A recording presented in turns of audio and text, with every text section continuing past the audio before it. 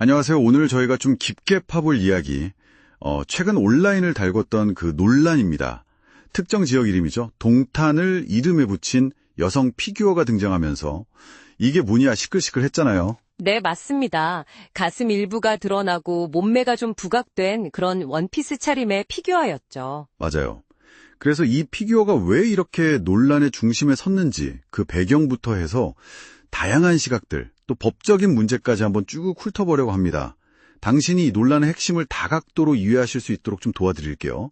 저희가 참고한 자료는 연합뉴스 기사나 여러 온라인 커뮤니티 반응들입니다. 네, 그 피규어 지난 1월부터 한국이랑 일본 온라인 쇼핑몰에서 팔리기 시작했더라고요. 가격대도 보니까 최대 10만 원대까지 갔고요. 꽤 비싸네요.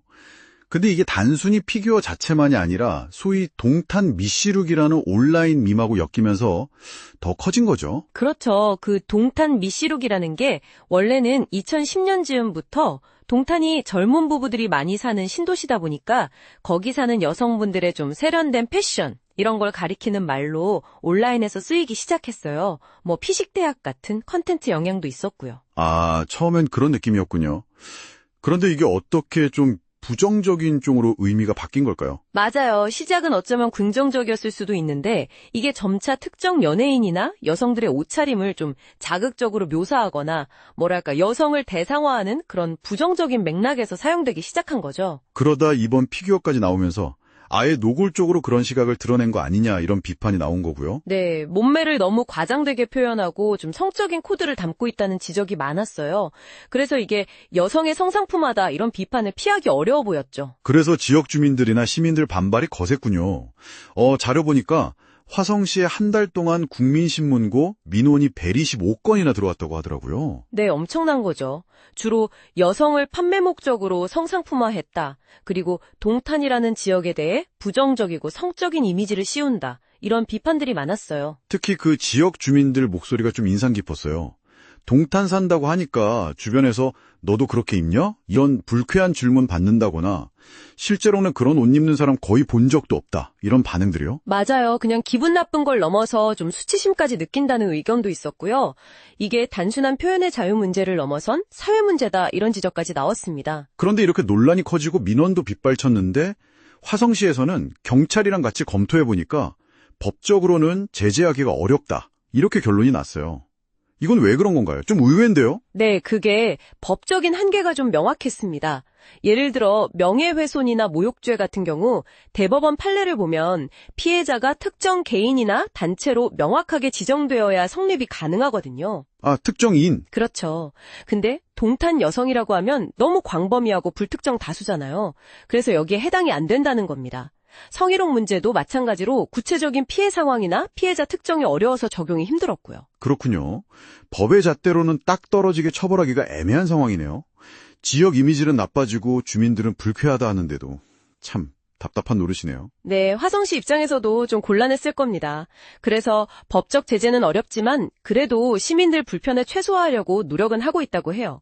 예를 들어 관련 피해가 생기면 지원기관에 연계해준다든지 하는 식으로요. 판매자 쪽 반응은 어떤가요? 논란이 이렇게 컸는데. 일부 한국 온라인 쇼핑몰에서는 제품명을 미녀 피규어 이런 식으로 바꾸기도 했다는데요.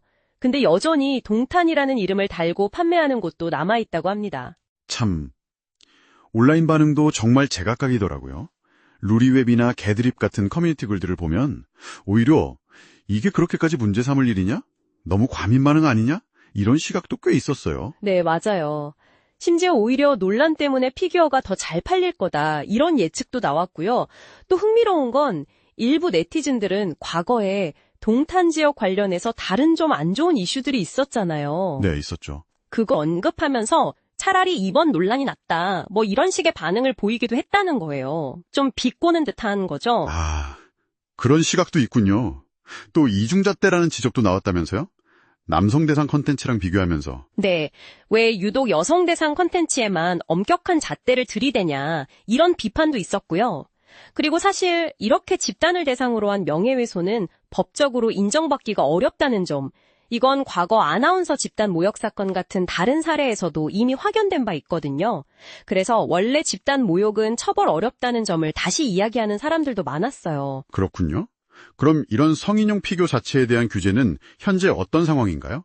얼마 전에 KC 인증 관련해서도 이야기가 많았잖아요. 아, 네. 기본적으로 성인용 피규어를 만들거나 개인이 사는 것 자체는 불법이 아니에요.